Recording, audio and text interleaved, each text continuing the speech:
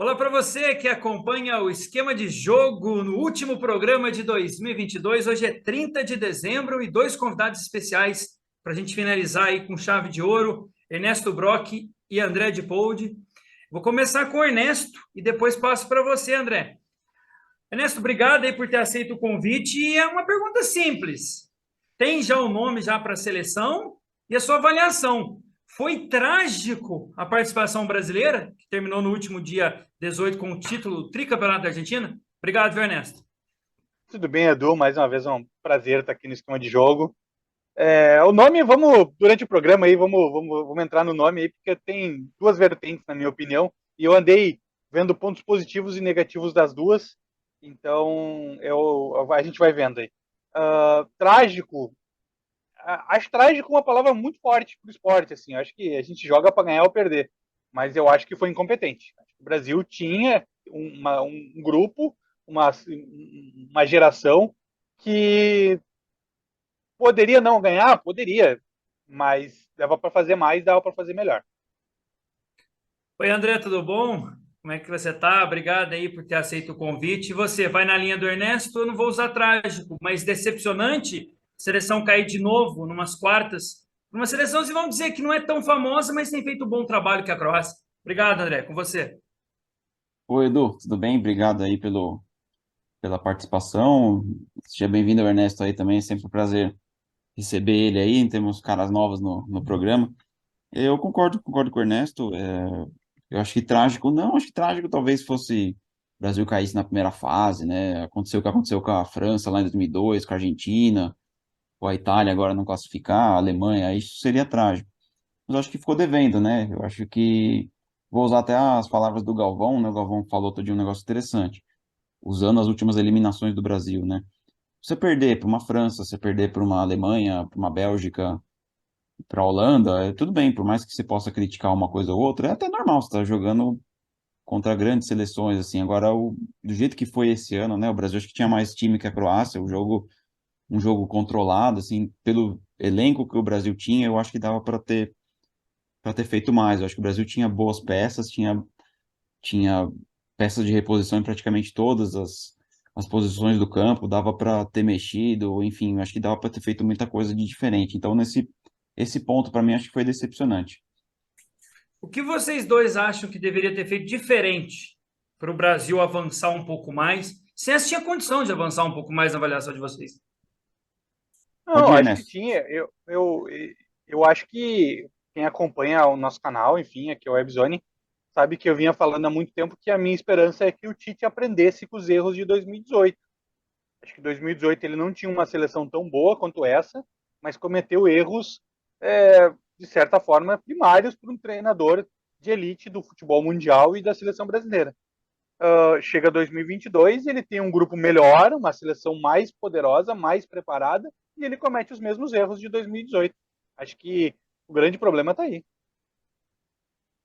Eu acho que o Tite talvez não entendeu, não sei se não entendeu ou foi por teimosia, que o trabalho em competição tiro curto, em que você faz no máximo 7 jogos, é diferente de você trabalhar num time, num clube que você tem a temporada inteira para testar, insistir numa determinada formação tática em algumas peças. Em uma Copa do Mundo é assim, ó, dois jogos não deu certo, já tem que mexer.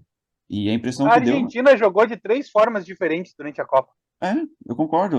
Se for ver a Argentina, por mais que estivesse passando de fase, opa, o lateral esquerdo lá não tá jogando bem, no próximo jogo ele substituiu nesse outro, na final ele voltou com o Di Maria, que tinha saído, ele mexeu no centroavante, então se tem um ponto positivo no técnico da Argentina, que também concordo com o Ernesto, não é um grande técnico, né? A gente conversava antes de começar o programa, mas ele pelo menos teve coragem de mexer no time. O Tite ficou com aquela coisa, com Rafinha, com Paquetá, com Fred. E eu não duvido nada que se o Brasil tivesse passado para a semifinal, ele ia manter as mesmas peças. Mesmo com o Antony jogando melhor, com o Martinelli jogando melhor, tendo um Fabinho no meio-campo. Outro erro para mim, e aí já devolvo para o Edu, eu não sei se estaria na pauta, você levar o Daniel Alves, que assim, que não está jogando, e na hora que você, teoricamente, tem que colocar ele, você coloca outro improvisado. Então, assim, se você não conta com o cara para entrar em campo, para te ajudar de alguma forma, põe o cara na comissão técnica, alguma coisa, Não, mas não. né? E tem um fator nessa. A gente comentou essa convocação antes, quando ela foi, antes de ir para a Copa, enfim. Mas tem um fator no jogo da Croácia que ela é fundamental. O Militão tá improvisado, mas ele tá jogando bem improvisado, tá fazendo o Sim, melhor que ele consegue na posição. tava ajeitado o time atrás, Só né? que ele toma o cartão amarelo.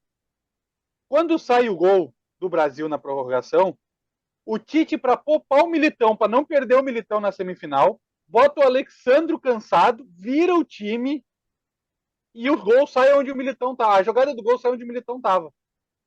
Então, assim, ele tem tão pouca confiança que o Daniel Alves poderia jogar uma semifinal de Copa do Mundo ou poderia jogar aqueles minutos finais da prorrogação, que ele inverteu o time inteiro porque ele não tinha um jogador para botar ele na lateral direita e o gol da Croácia sai pela jogada ali.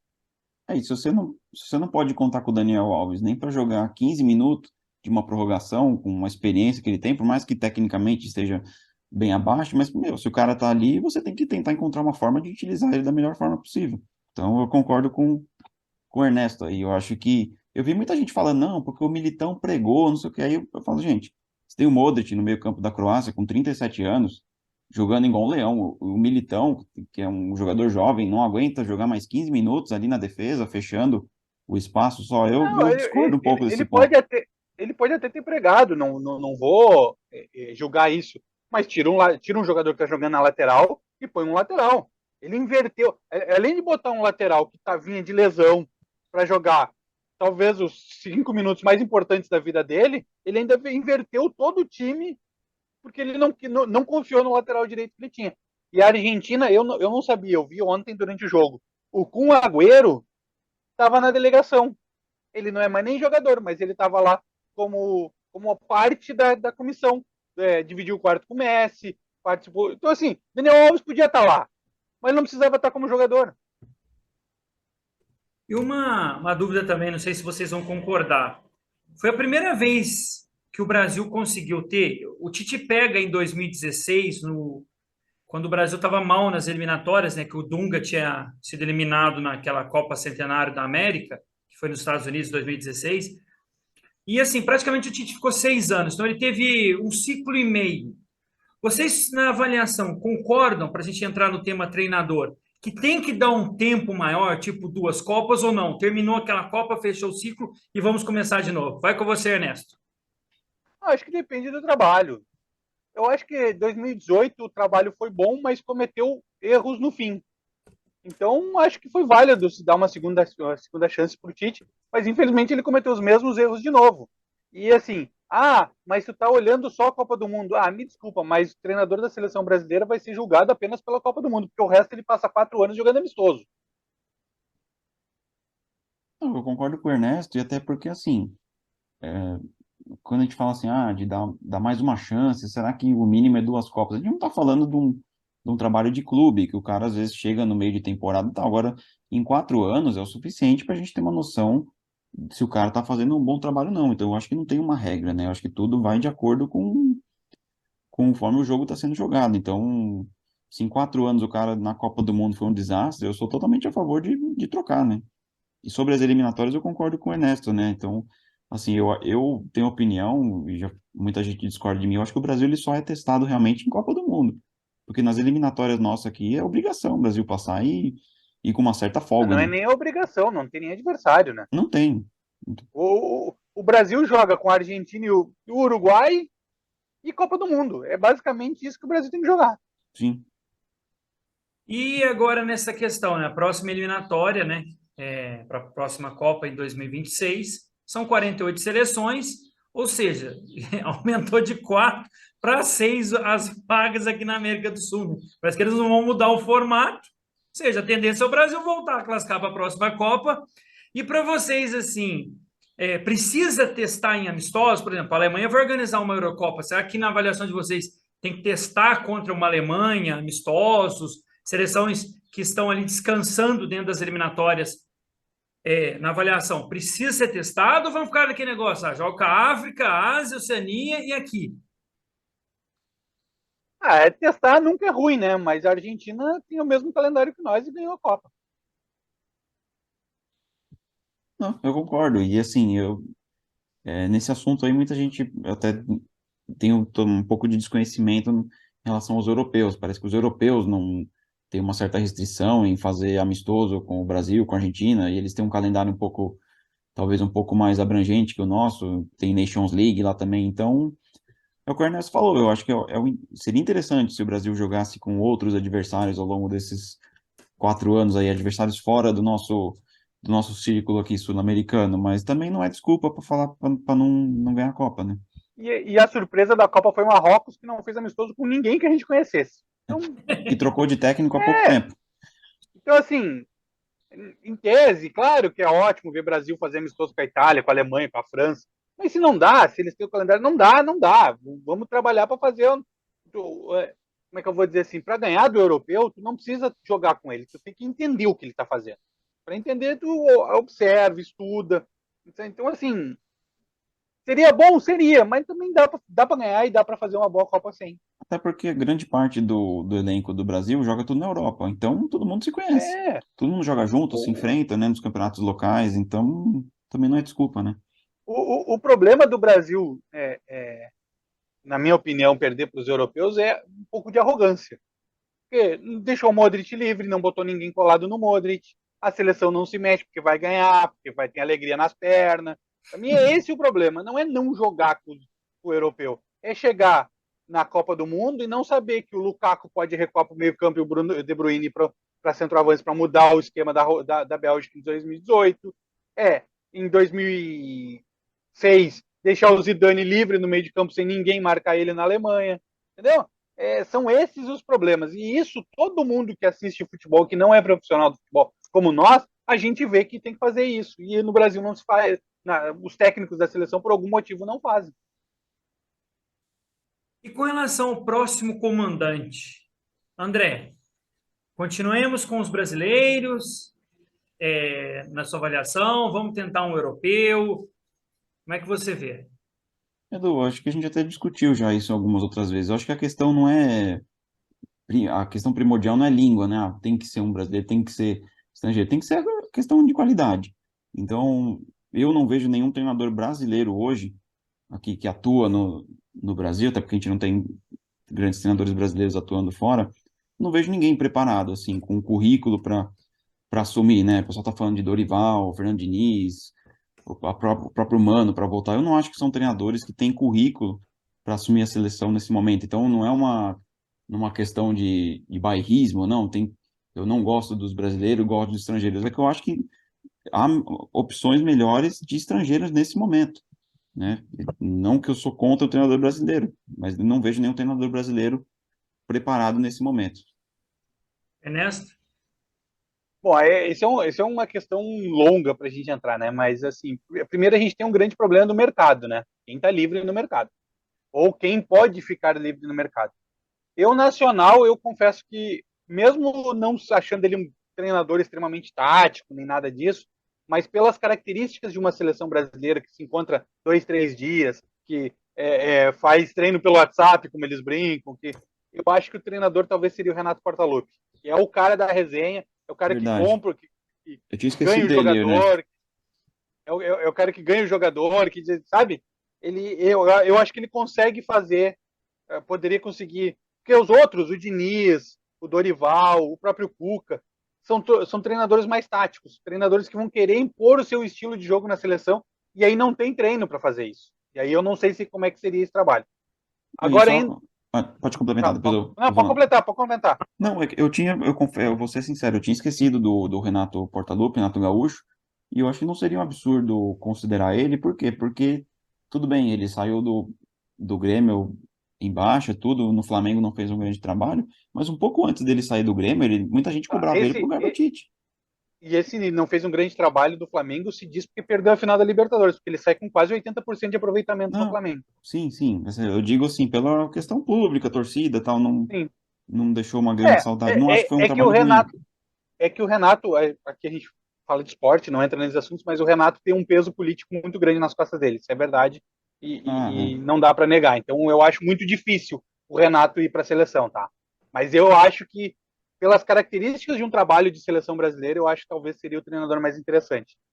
Agora, indo para a linha do estrangeiro, Eu até, antes da Copa, era muito a favor do estrangeiro, depois comecei a ler algumas coisas, comecei a estudar um pouco, e confesso que achei um problema aí, porque vamos para 24 anos sem ganhar um título, e já tem jogador, assim, dizendo, se fala, que boato, que veio daqui, que veio dela, vão trazer um estrangeiro para o estrangeiro ganhar glória e nós não, entendeu?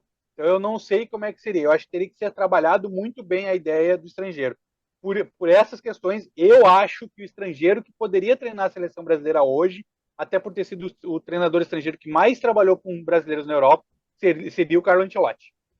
E eu faria mais, eu faria uma comissão técnica com o Carlo Ancelotti e o Roberto Falcão, que são muito amigos, o Falcão conhece tudo. O Falcão não foi aquele grande treinador que se esperava que fosse, mas ele conhece muito do futebol brasileiro. O Carlo Ancelotti talvez não conheça tanto do dia a dia do futebol brasileiro. Eu acho que teria que fazer ali, como era a Parreira e Zagallo, fazer uma duplinha. Carlo Ancelotti e o Paulo Roberto Falcão. Para quem não lembra, o Falcão assume a seleção em 90, depois da Copa de 90, e ele começa a base para o trabalho de 94. Eu tentaria trabalhar uma dupla assim, por entrosamento dos dois, pelo Lancelotti ainda ter contrato, e a gente vai ter que ficar de meio ano, quase um ano sem treinador, já botaria o Falcão já começando o trabalho. Eu acho que seria um grande caminho para a seleção brasileira. E dois brasileiros, Ernesto, nessa linha, por exemplo, o Falcão com um treinador brasileiro, você acha que daria certo? Que nem a Aí eu Alemanha acho está que, fazendo agora, né? Que a Alemanha também foi um fiasco em mais uma Copa, né? E aí eles estão fazendo um conglomerado lá, estão pegando o pessoal. Você acha que daria certo essa equipe de trabalho? Tipo, Falcão e Renato, que nem foi o Espinosa, teve no Grêmio com o Renato. Você acha que daria então, certo? mas aí que tá, aí que tá. É por isso que eu citei o Falcão e o Ancelotti, porque eles são amigos desde o tempo que jogaram no Roma. O Renato e o Espinosa era um pai pro Renato. Agora, tu juntar dois grandes para virarem amigos na seleção e fazer trabalho junto, não sei. Eu confesso que acho muito estranho. Não sei se daria certo. Deu certo com o Parreira e Zagallo, mas por toda aquela questão que a gente sabe do Zagallo, que para ele a seleção é acima de qualquer coisa e ele aceitaria qualquer coisa. Agora, botar o Renato e Cuca, eu não sei se o ego dos dois permitiria algo Não, assim. mas eu pensei, tipo assim, Falcão e Renato Gaúcho. Ou Falcão e, por exemplo, um Abel do Palmeiras, que também já está aqui. Você acha que daria certo ou não? Talvez, não sei. É que eu acho que tem que ter muito entrosamento para fazer uma dupla assim, sabe? Não eu não sei nem se o Falcão e o Renato, por exemplo, pensam futebol do mesmo jeito. O Falcão e o Ancelotti eu sei que pensam futebol parecido. E para você, André?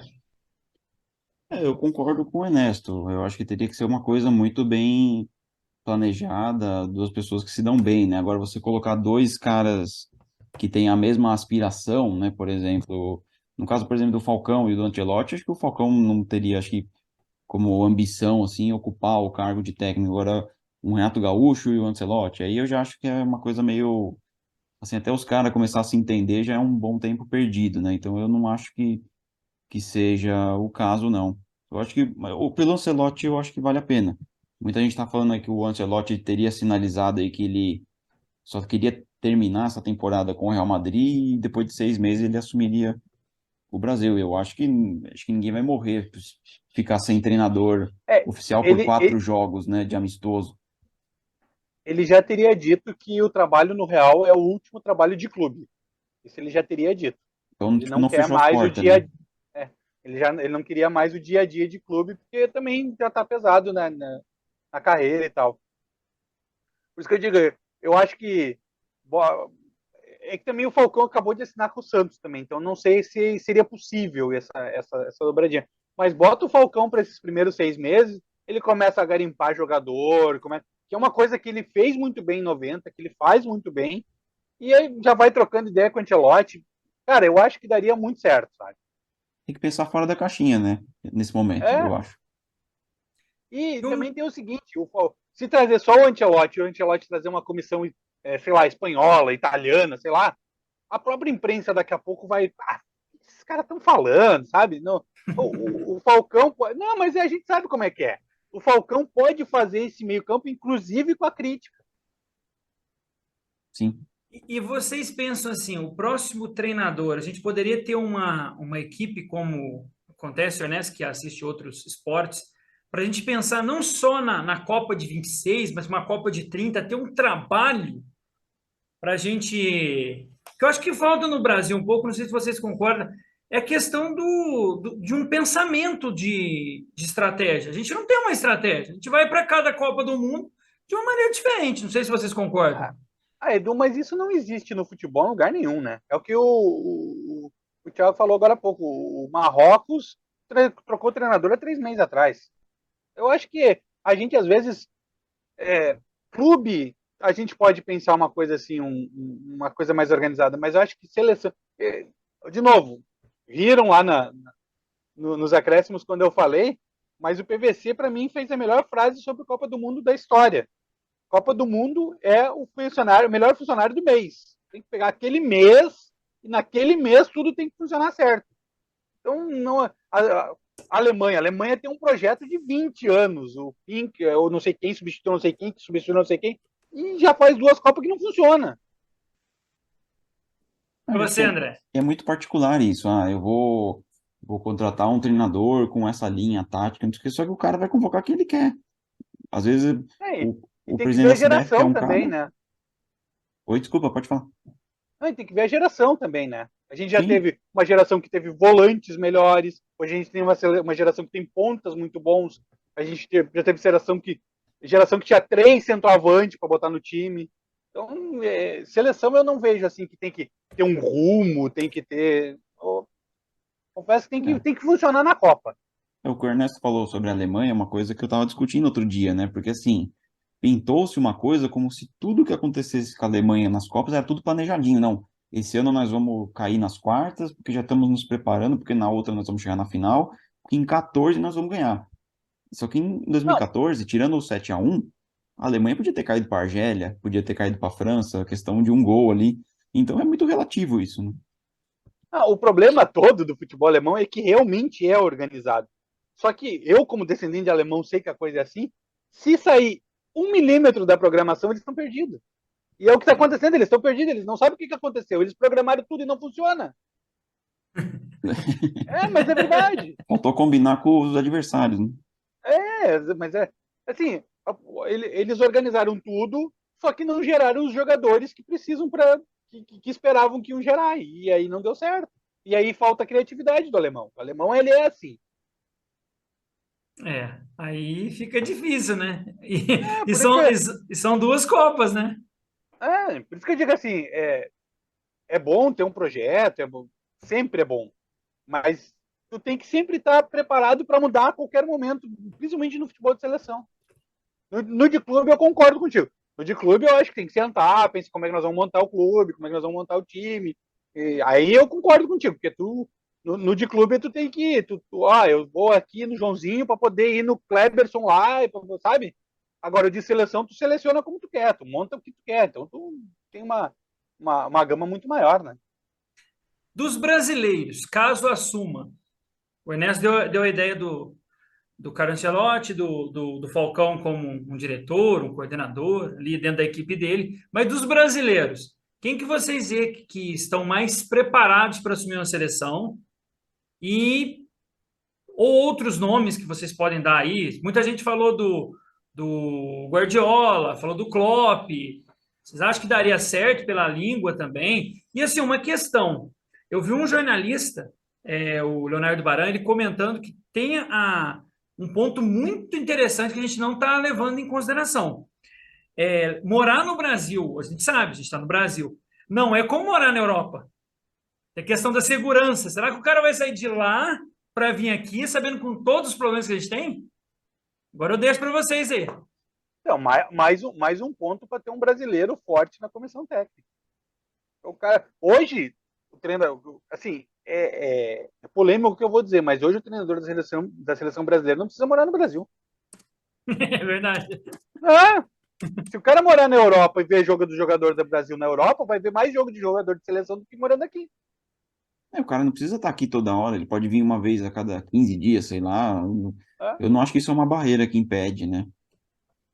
Vai me dizer que o Mas cara Agora, precisa estar todo dia aqui no é, Brasil, bater o cartão lá. Eu não consigo ver isso.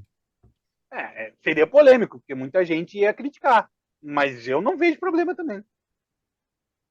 Acho que, é, pelo contrário, eu acho que o cara morando na Europa consegue acompanhar muito mais de perto os jogadores brasileiros que jogam na Europa do que morando aqui. Porque aqui ele vai acompanhar o Dudu, vai acompanhar o Wellington Rato, vai acompanhar. Mas é verdade! O que eu faço? É verdade! Vai acompanhar o Diego Souza. Até porque os grandes que despontarem aqui logo vão estar na Europa. Então, O Hendrick tem 16 anos, já foi vendido por mais dinheiro do que o cara comprou o Botafogo. Então, assim,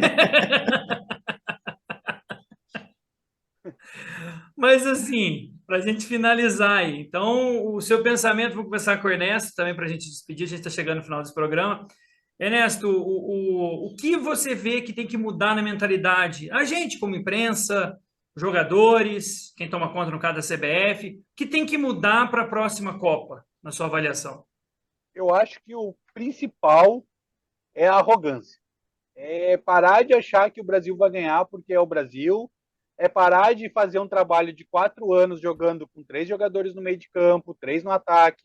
Aí chega na hora da Copa. Ah, mas o cara tá jogando muito de ponta, tem que jogar na nossa seleção. Joga todo o trabalho fora, monta um esquema com 2 no meio de campo e 4 no ataque, que ninguém se mexe, que não marca os principais jogadores do outro time. E é todo. Por isso que eu digo, é bom ter os 6 anos, mas o trabalho do Tite na Copa, o time da Copa, ele treinou na Copa, porque até chegar no Qatar, ninguém pedia 4 atacantes. Aí daqui a pouco começaram, porque, meu Deus, descobrimos que o Vini Júnior vai ser reserva na seleção, não pode ser reserva na seleção. E aí ele entra no time e desequilibra o time. Nada contra o Vinícius Júnior, acho que foi um dos melhores jogadores do Brasil na Copa, mas mudou o esquema tático que foi trabalhado durante os 3 anos de Copa.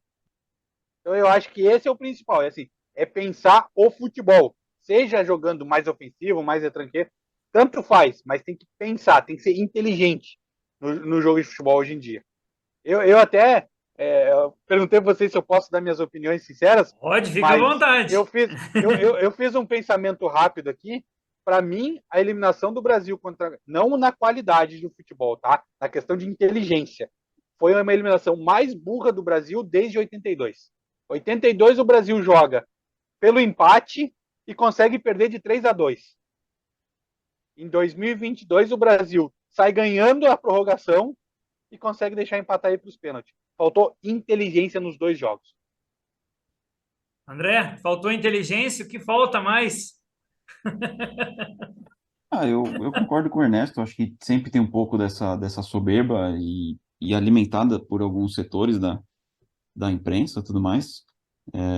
Eu acho que falta o treinador que assumir e tudo mais e entender que, como disse o Ernesto, né, a Copa do Mundo é o melhor funcionário do mês. O cara vai ter que saber fazer os ajustes necessários ali para aquele momento, né? Não morrer abraçado com certas ideias, ou pegando até carona no que o Ernesto falou aí, o Tite tem aquela coisa, não, o Vinícius Júnior, ele só pode jogar pela esquerda. Se ele jogar na ponta direita, vai morrer o futebol dele, vai morrer a seleção. Ah, não pode jogar esse naquela posição porque ele nunca jogou ali. Então, acho que falta esse tipo de ajuste. O Neymar, por exemplo, o Neymar nunca foi um camisa 10 organizador de jogo, ir buscar a bola na defesa. Para mim, você está matando o jogo do principal jogador do seu time, você está jogando ele longe do gol, né? Tá Então, eu deixando acho ele que. num lugar onde ele pode apanhar bastante, né? Não, o problema não é nem ele apanhar, o problema é ele apanhar longe da área. Se ele apanha ali na Pois área, é, beleza. Você arruma um pênalti, uma claro, mas falta. Mas se ele dentro da apanha lá área, se na. ele for. É, Se ele for dentro da área, se ele for driblar, ou o cara não faz a falta nele, ele faz o gol, ou é pênalti. é. Agora você pega o Neymar, que é um jogador driblador, leve, do mais, e põe ele para jogar de camisa 10, eu acho que é um pouco nessa linha do que o Ernesto falou, justamente para você dar um jeito de colocar o Vinícius Júnior. Mas eu acho que, em linhas gerais, é isso, Edu. É o treinador não morrer abraçado com certas ideias como o Tite morreu. Vamos aguardar, Por né? Não sei exemplo, se até lá já vai, até o programa ir ao ar, se já vai ter a escolha do técnico, né? Não sei. Não, não acho que tem não, não, acho é que é só só para ano que janeiro. vem. Ah, Só então, ano Janeiro. que vem. então tudo bem. Mas quer ver um outro exemplo nisso que tu tá falando, André? A substituição do jogo contra a Croácia do Militão que a gente explicou aqui antes. Em momento algum, ele cogitou botar o Fabinho na lateral direita. Se o argumento era fechar o meio-campo, o Fabinho Exato, vai fechar mais o meio do que o Fred, que é um peladeiro. exato, exato.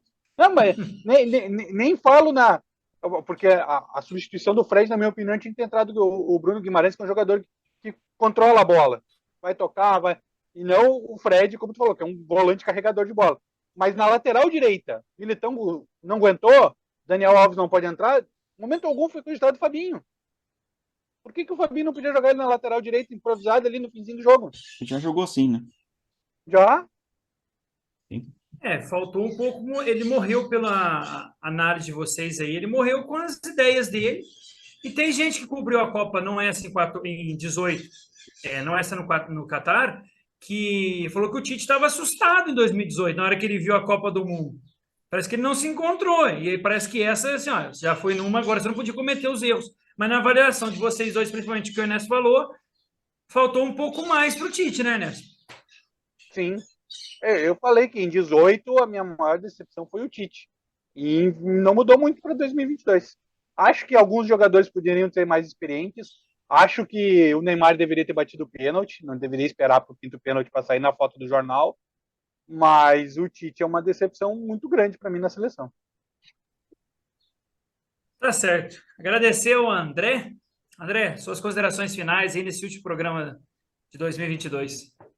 Não, agradecer aí à Webzone pelo espaço que concedeu aí ao esquema de jogo, mais um ano de 2022. Foi um prazer estar com vocês aqui. Esperamos no ano que vem trazer mais programas, mais novidades aí. Agradeço todo mundo aí, de verdade.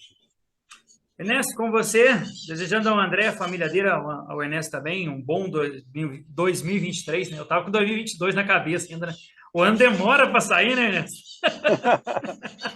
Antigamente preenchia o cheque errado, não sei se vocês lembram. Mais ou menos, né? Tem gente que nem sabe o que é cheque, viu, Ernesto? Ernesto, obrigado aí. Um bom 2023 para você, sua família, saúde e paz. Não, igualmente para vocês dois também. Agradecer mais uma vez o convite. Acho que a gente tem feito o melhor que a gente consegue aqui na Webzone. A gente tem feito bons programas, boas entrevistas. Aqui o esquema de jogo sempre a gente pensando o futebol mais fora da caixinha, né? Como falou o André. E é sempre um prazer ser convidado para participar aqui do programa com vocês. Desejo um bom 2023 para todo mundo. E seja quem for o treinador da seleção, vamos tentar dar apoio, tentar torcer e ver se. Lembrar que Copa nos Estados Unidos é com nós, né? Então, quem sabe não é a próxima. Não. E era 24 anos, né? Exatamente. Então, uma hora vai ter que sair. Vai, mas eu não sei, não. A gente está terminando o programa, mas eu acho que foi bom a gente ter ganho, né? Porque agora a gente, ligou o sinal de alerta. Temos um concorrente na América do Sul. Que antes a gente não tinha, gente. Em 2018 disseram que ligou a sinal de alerta, ligou também. Então, agora, o que a gente já está no fim do programa, vou entrar em outra polêmica, mas a minha opinião é que a seleção brasileira já está quase pronta. Não tem muito o que mexer. A seleção é mais ou menos aquilo. Tem que trabalhar em cima, ter inteligência, tem que ser esperto durante o jogo. Então, mas a seleção brasileira, eu não lembro agora de cabeça os números, mas é a seleção que menos jogadores perde para o próximo ciclo. A Argentina vai perder o Messi, Portugal perde o Cristiano Ronaldo. Então, tem que trabalhar. A Bélgica acabou. A Bélgica acabou. A Croácia perde o Modric. Então, assim, o Brasil tem uma boa perspectiva para a próxima Copa. Tem que ver se vai trabalhar direito. E se quando chegar na hora da Copa, não vai mudar tudo de novo, como foi feito nessa Copa. E, enfim, torcer que façam direito. Tá certo. Agradecendo ao André, ao Ernesto, a todos que nos acompanham nesse ano de 2022. Um bom ano de 2023. O esquema de jogo fica por aqui. Até o próximo ano. Tchau para vocês.